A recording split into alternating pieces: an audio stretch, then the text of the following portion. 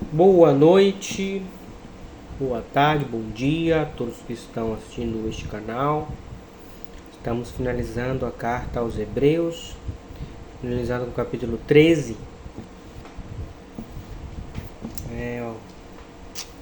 Paulo, muitos dizem que é Paulo, na verdade não tem autor a carta aos Hebreus. Então o escritor, ele continua a revelar as implicações práticas das doutrinas sobre a cristologia, né? Importante, né, a gente entender que a teologia, as doutrinas do cristianismo, elas não ficam meramente em questões mentais, de teorias. Não. Elas devem influenciar nossa prática, nossa vida diária, nossas decisões, nossas rotinas, né, nossos hábitos. Portanto, sempre que Paulo apóstolo e os escritores das cartas ensinavam a respeito de Cristo, ensinavam a respeito de alguma coisa de Deus, sobre a obra da salvação, eles, logo depois, ao final das cartas, eles davam instruções para que fosse como fruto, como manifestação, e para que fosse também como próprio filtro, né, de quem é de Deus e quem não é, porque quem é de Deus espontaneamente vai escutar e vai obedecer. A sua vida vai demonstrar já esses sinais de arrependimento, de mudança de vida, de andar de acordo com o ensinamento de Cristo. Então a própria instrução, as próprias prescrições de Paulo, as instruções dos apóstolos e dos escritores aos Hebreus são o próprio sinal de quem está sendo eleito para a família de Deus, sendo adotado, que está nascendo de novo, certo? Então ele mostra, né, como deve ser a vida cristã. Ele complementa do capítulo 12 e continua no 13, falando sobre alguns detalhes. Certo? Nessa primeira parte eu vou falar dos versos 1 ao 19. Certo? Esse pequeno espaço vai abordar várias instruções sobre a vida, como ser a vida entre os irmãos, como deve ser visto a vida entre os irmãos e como deve ser praticada o matrimônio, como deve ser o nosso culto, né? E o nosso louvor, como deve ser a nossa relação uns com os outros e como passa a ser a nossa relação com respeito à nossa vida ministerial e a nossa vida na eclesia, né, na igreja, e com respeito aos líderes. Vamos fazer essa leitura, certo? Do 1 ao 19. O 29 do 12 fala assim: porque o nosso Deus é um fogo consumidor, né? Ele já termina já mostrando que Deus não é Papai Noel, não é uma brincadeira. É um Deus real, é um Deus que pune, é um Deus que a sua própria natureza é de consumir, e de consumir, de desfazer, né? Ele está em constante ignição, fogo, né? Fogo que consome. Então as pessoas ficam onde há um incêndio? Não, elas se afastam, procuram se resguardar do incêndio. Mesma coisa, nós devemos fugir da ira de Deus, fugir do fogo consumidor, certo? Fugir, evitar fazer esse atrito e acender a ira de Deus, certo? Então, como? Capítulo 13. Permaneça a caridade fraternal. Não vos esqueçais da hospitalidade, porque por ela alguns, não sabendo, hospedaram anjos. Lembrai-vos dos presos, como se estivesseis presos com eles, e dos maltratados, como sendo vos mesmos também no corpo. Venerado seja entre todos o matrimônio eleito sem mácula.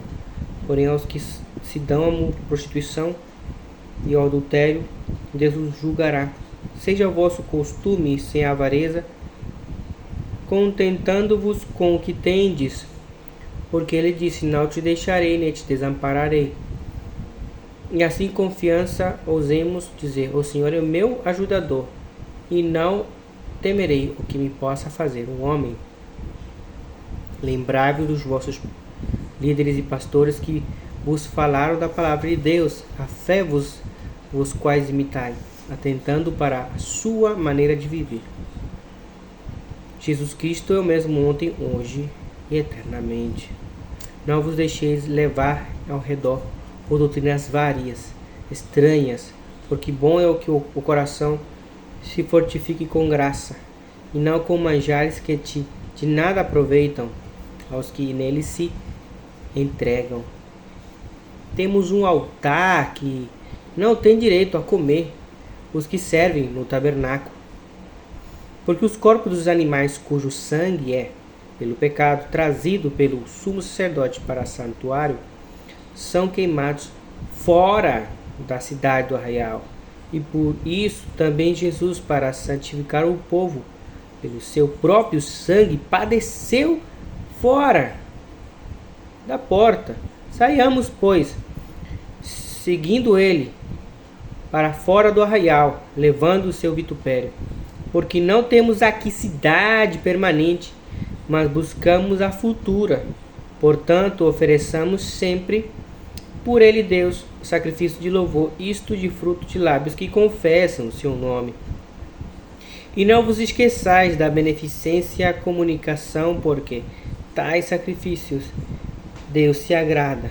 Obedeçai vossos pastores, sujeitai-vos a ele, porque velam por vossas almas, como aqueles que hão de dar conta delas, para que o façam com alegria, e não resmungando e gemendo, porque isso não vos seria útil. Orai por nós, porque confiamos que temos boa consciência, como aquele que em tudo querem, portanto, honestamente. Rogo-vos com instância que assim façais, para que eu, e mais depressa, vos seja restituído. Certo? Então, lendo, a gente vai pontuar algumas questões aqui. Certo? Desse capítulo 3, dos versículos 1 ao 3, vai falar como se manifesta o amor fraternal. Como? Aqui fala pela hospitalidade, né? Sendo hospitaleiros uns com os outros. Nessa época, as viagens missionárias se faziam de cidade em cidade e se alcançava áreas mais longínquas do Império Romano através da hospitalidade aos missionários. Então, como a gente faz, certo? Essa caridade fraternal, facilitando o avanço missionário, facilitando o avanço do evangelho, facilitando, certo? Que a tradução bíblica, digamos, que áreas onde não tem igreja, favelas, vilas, comunidades onde não se tem conhecimento, ou que se tem um conhecimento errôneo do evangelho, onde não se ouviu falar do evangelho, facilitar que os missionários possam ter então hospedagem lá, uma vida lá, para que eles possam desenvolver o trabalho da palavra de Deus, certo? Missionários evangelistas não tem o chamado para fazer o chamado, né? Caridade fraternal. Isso também se aplica aos pequeninos que estão começando na fé, né? Muitas pessoas vêm do mundo quebrados e não tem um lugar onde viver, certo? Não é ser mais de você ter que abrir a porta da sua casa, seus filhinhos estão ali, sua mulher, não. Você ajuda hospedando, preparando uma hospedaria, para que essa pessoa possa, pelo menos ali uns 3 meses, 5, 6 meses ali, possa recomeçar em Cristo, né? Mostrando frutos ali, você ajuda, sendo hospitaleiro, certo? É assim que a pessoa faz, orientando, discipulando essa pessoa que começou esse pequenino na fé, né? E promovendo um lugar onde ele se hospedar, onde essa pessoa possa recomeçar uma nova vida, né? Além de receber palavra espiritual, orientação espiritual, possa receber também um alimento físico, um lugar onde se resguardar, certo? Hospitalidade. E dá um exemplo, né? Que muitas dessas pessoas que fizeram isso receberam anjos, né? Isso também é uma forma simbólica de dizer que, olha, você não sabe que homem de Deus vai se levantar poderoso a tal ponto que vai ser visto diante de Deus como um anjo de uma igreja. Lembra que Apocalipse fala? Escreve o anjo da igreja, né? Quando se fala isso, simbolicamente está falando de uma pessoa que tem ministério, que está cuidando de um grande rebanho numa cidade. Então, você não sabe que anjo você está hospedando. Que pessoa Deus vai usar de uma maneira poderosa para ganhar mais almas através desse pequeno gesto de hospedar, certo? Lembrai-vos dos presos, como se estivesseis presos com eles, e dos maltratados, como sendo vos mesmos maltratados.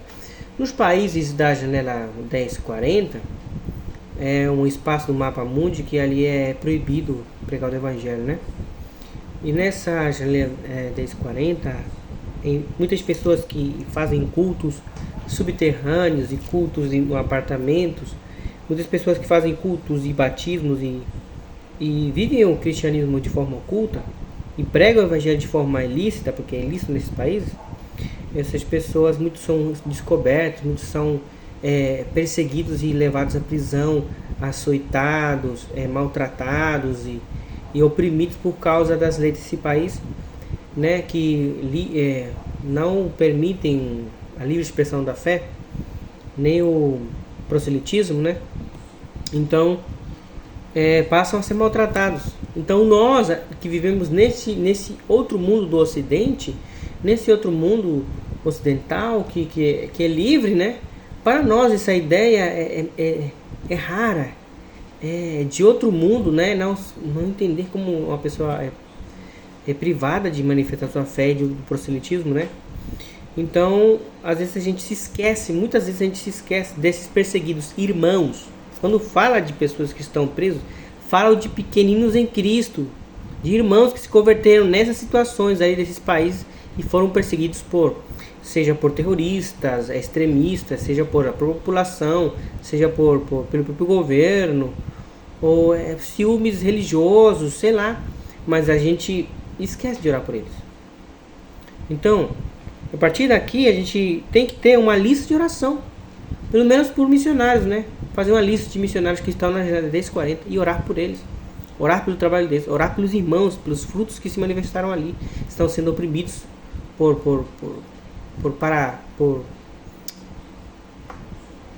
digamos assim, por movimentos terroristas, né? Ou movimentos extremistas, né? Que estão sendo perseguidos pelo próprio governo das nações, né? Ali que não aceitam a mensagem, o livre proselitismo e espontaneidade da fé, manifestar a fé. Então que a gente possa ter um conhecimento dessas pessoas e orar, né?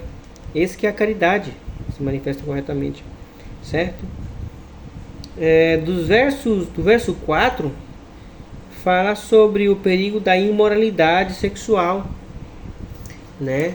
Toda pessoa que não tem uma aliança com outra do sexo oposto, ou toda pessoa que pratica o sexo fora do casamento, certo?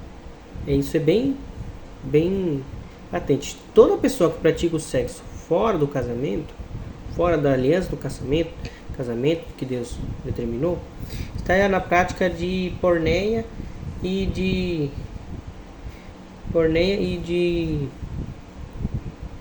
adultério, né? Prostituição é adultério, imoralidade. E ele fala que Deus há de julgar essas pessoas e que nós devemos ter por máxima honra os casais que vivem de acordo com a palavra de Deus, respeitar certo? É muito comum que pessoas façam, eu digo assim, pessoas comuns assim, no sentido de amizade, né? Fazendo piadas sobre casamento, sabe? Fazendo piadas sobre casamento, sobre que casamento é uma prisão, casamento é o pior que o homem pode fazer, a mulher pode fazer, sabe? Ou menosprezando esse ato diante de Deus, porque o casamento reflete o quê? Que reflete o que Cristo vai fazer com a igreja. A igreja real, a igreja que realmente vive espiritualmente de acordo com Deus, e aqui também vive de acordo com a palavra de Deus, que se separa, que vive em santificação, está esperando pelo seu noivo. Jesus vem por essa igreja, uma igreja que se veste de linho fino para receber o Rei da Glória, né? E se veste de boas obras, de obras de justiça. Então, essa ordenança para que venerado seja entre todos o matrimônio e leito sem mácula, porém aos que se dão a prostituição, adúlteros, Deus julgará. Julgará por quê? Pelo pecado adultério, mas porque estão dentro, se chamando de cristãos, né, vivendo essa vida, supostamente, estão vivendo em adultério. Isso mancha a simbologia do significado do casamento, né? Então a gente tem que devemos abandonar, seja simbólico ou seja prática mesmo, né? Essa prostituição, certo? Essa prostituição. Devemos respeitar, venerar, pessoas que vivem o casamento de forma correta, né? E fugir da imoralidade, porque Deus julgará, né? No final do capítulo 12 de Hebreus, fala que Deus é fogo consumidor. Então a gente tem que evitar esse fogo consumidor, tem que evitar essa ira, certo?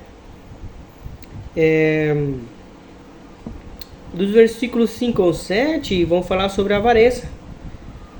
A avareza demonstra o desamparo.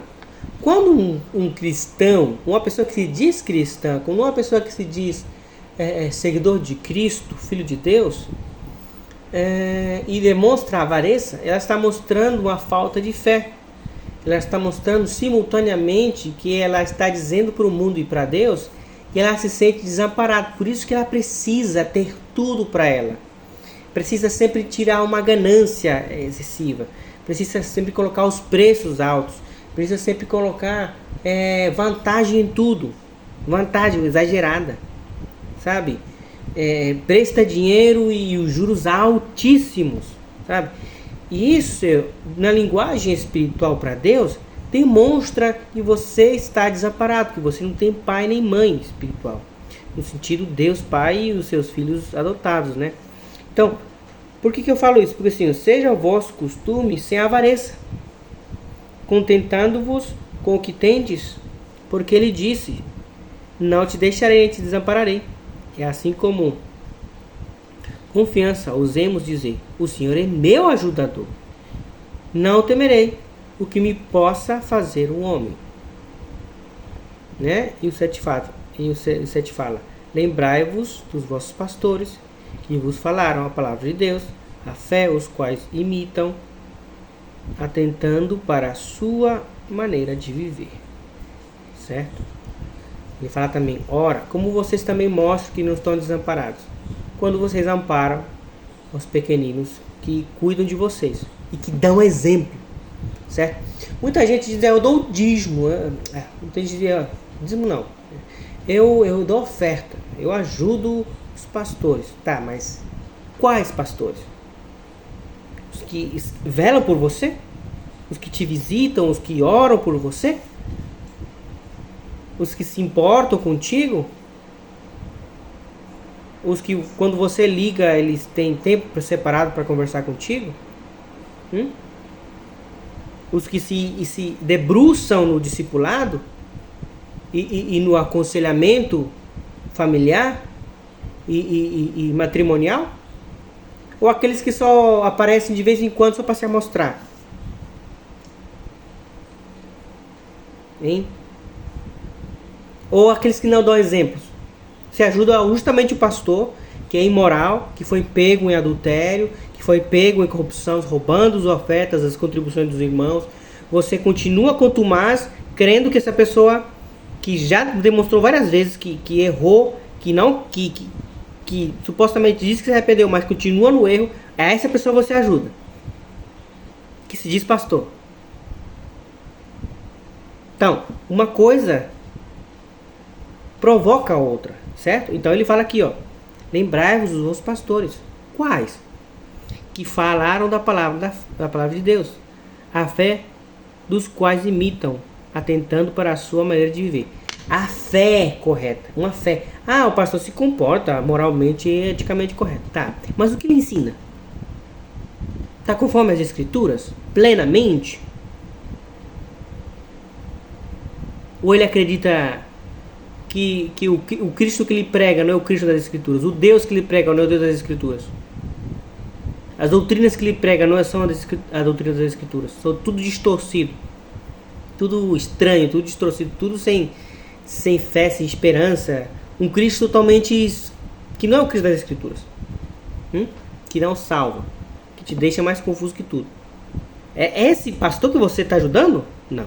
Ele fala aqui, ó, que prega a fé, ou seja, a doutrina correta, a messianidade de Cristo e as suas implicações práticas, e que em face dessa doutrina que ele ensina, ele vive essa doutrina. Ele ensina essa doutrina e ele vive essa doutrina, dando exemplo com sua vida. A essas pessoas, você tem que ajudar, demonstrando que você não é desamparado de Deus. Se você se considera uma pessoa que foi adotado por Deus, que foi salvo pela graça e segue a Jesus Cristo, além, certo? Além de não viver essa avareza, você tem que despender um pouco de suas finanças, contribuindo para a vida desse irmão, contribuindo para o ministério desse irmão, que anda de acordo com a palavra de Deus, com a fé, e também vive essa fé, certo? Aí o ponto 8 a 9 fala da seguinte maneira: Jesus Cristo é o mesmo ontem, hoje e eternamente. Ele fala isso porque muitos desses hebreus tinham confusões a respeito de Cristo. Muitos hebreus, muitas pessoas que vinham subindo de Jerusalém, vinham pregando um Cristo que ainda precisava complementar, precisava de complementações de ritos e de oblações e de práticas de observância de sábado e de ascetismo religioso judaico. Eles iam ensinando que não guardares e observares a lei de Moisés, não podereis ser salvos. Ou seja, eles complementavam meio que a doutrina de Cristo com as coisas judaicas, sabe? E isso estava distorcendo a pessoa de Cristo. Esse tipo de prática distorce a pessoa e as palavras e os méritos de Cristo, certo? Se Cristo precisa de coadjuvantes judaicos, de oblações e de práticas de sacrifícios e de práticas da lei de Moisés para salvar alguém, não é o Cristo, é um Cristo errado, é um Cristo distorcido. Por isso que ele fala, Jesus Cristo mesmo ontem, hoje e sempre. Ele é poderoso, ele está adestrado de Deus, ele sempre esteve ao lado de Deus. Se fez carne, fez a sua obra e voltou à destra de Deus. Jesus Cristo é o mesmo. Ele cumpriu toda a lei, ele cumpriu a vírgula, o tio, certo? E toda a jota, e toda ele cumpriu. Nele temos, nos seus méritos temos salvação. Por isso que ele fala no versículo 8: não vos deixeis levar em redor por doutrinas variadas, estranhas, porque bom é que o coração se certifique com graça, e não com manjares que de nada aproveitarão os que a ele se entregaram. certo? Então ele fala aqui no 8 e 9, cuidado com as doutrinas falsas que mostram um Cristo falso, Cristo distorcido, que não anda conforme as Escrituras, certo? Se você estudar a história da igreja, você vai ver que no primeiro século, a partir do primeiro século em diante, começa a surgir umas cristologias e uma teologia totalmente distorcida a respeito da pessoa de Cristo, de Deus e da Trindade. Então, Paulo meio que já sabia que isso estava surgindo por causa de uma infecção judaica, né? De muitos falsos apóstolos que vinham subindo pregando o gnosticismo e outras doutrinas erradas, como os nicolaítas, certo? Que pregavam um Cristo que não andava conforme as Escrituras, conforme os Evangelhos. Daí ele continua no ponto 5, né? Do versos 10 ao 14. Vai falar que o nosso culto é realizado fora das tradições e da religião judaica. Ele está fora do arraial, está fora da cidade de Jerusalém. E não tem mais nada a ver com aquele templo, não tem mais nada a ver com aquela cidade. Não é necessário ficar viajando para lá e querer buscar coisas místicas ali, que nem antigamente, quando o Lutero estava decepcionado com tantas relíquias absurdas que se faziam, as viagens a Jerusalém e as viagens à Capela de São Pedro, e tantas relíquias. Nós estamos fora de todas essas imagens, fora de tudo isso. A gente não tem mais nada a ver. Jesus, ele profetizou a queda de Jerusalém e disse que não ficaria pedra sobre pedra, como uma demonstração de que agora a aliança estaria feita não por aqueles sacrifícios de animais, mas pelo seu sangue poderoso, que agora faria essa aliança entre Deus e os homens, certo? Ele fala assim: temos um altar de quem não tem direito de comer os que servem ao tabernáculo. Está falando do templo ali, né? Porque os corpos dos animais cujo sangue é, pelo pecado trazido pelo sumo sacerdote para o santuário, são queimados fora do arraial. E por isso também Jesus, para santificar o povo pelo seu próprio sangue, padeceu fora da cidade, fora das portas. Saiamos, pois. O que está dizendo? Qual é a ordenança aqui? Sair de todas essas figuras, de toda essa sombra. Saiamos, pois, a ele fora do arraial, levando o vitupério. Temos coragem para sofrer por Cristo, para levar nossa cadeira elétrica, seria nesses tempos atuais, para levar a nossa corda para se enforcar juntamente com Cristo. Temos coragem de sofrer o vitupério, de ser chamados crentes, ser chamados cristãos, né? Porque não temos aqui uma cidade permanente. Esse daí é o que Jesus falou, o que não ficaria pedra sobre pedra. Esse é o judaísmo. Esse é o antigo pacto. Ele mesmo derrubou. Ele permitiu, com a sua palavra profética, derrubar tudo isso. E foi derrubado. E não ficou mais nada ali. Não tem mais templo ali. Acabou. O judaísmo acabou. Acabou. Agora só tem Cristo. Portanto, ofereçamos, porque não temos cidade permanente, mas buscamos a futura, a estamos de Jerusalém, claro. Portanto, ofereçamos sempre por ele, a Deus, sacrifício de louvor, isto é, fruto dos lábios que confessam seu nome. E não vos esqueçais da beneficência e a comunicação, certo? A nossa cidade, o nosso culto, nosso culto de adoração não tem mais nada a ver com esse negócio de chofar, com esse negócio da paramentação, de ficar orando voltado para Jerusalém. Não tem, a gente está fora disso. Jesus Cristo foi sacrificado fora de Jerusalém. Ele profetizou contra essa corrupção, contra esse covil de ladrões que estavam ali e derrubou tudo. Agora é feito pela nova aliança, pelo seu sangue, pela sua doutrina, pelo seu exemplo, certo? Pelos seus méritos, pela sua ressurreição. E o versos 15 a 19, no tema 6, né, vai falar sobre como deve ser nosso culto de louvor. Primeira atitude, deve ser atitudes que demonstrem que deve demonstrar características e atitudes que demonstrem que andamos de acordo com Jesus Cristo e sua doutrina, né? O ponto B fala solidariedade e comunhão com uns com os outros. Deve ser mostrado isso. Por isso que a gente tem o culto. Por isso que a gente se reúne. Para saber como estamos nós. E aí se exerce a solidariedade, a comunhão. Visitar os irmãos, ir ao culto, saber como está cada um, ser solidário, comunicar, ter comunhão com os irmãos, exercer o amor, certo? Obediência alegre por aqueles que velam pelas almas, certo? A gente tem que orar, né? Apesar de ser solidário, a gente tem que obedecer, né? Foi feito aqui nos versículos 7 e também nessa porção do 15 ao 19 vai falar sobre isso, que a gente tem que, certo, obedecer aqueles que velam pela nossa alma, porque eles têm cuidado. Nem todo pastor que está consagrado a pastor é pela vontade de Deus. Como você sabe isso? Quando ele demonstra velar, vigiar as almas, orar, se entregar, ter preocupação, dor por aqueles que ele está discipulando, por aqueles que ele está ensinando a palavra de Deus. Quando ele sente o amor paternal para com essas suas ovelhas, né? Então, e o chamado pastoral, ele tem seus frutos e tem seu testemunho.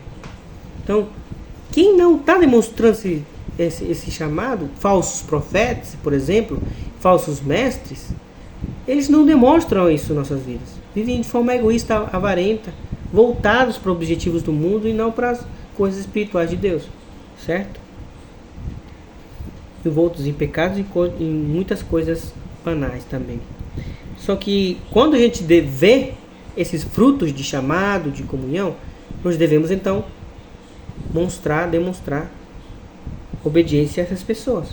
Então, ao respeito à obediência, vocês pastores, você que tem chamado, você a exige? Não.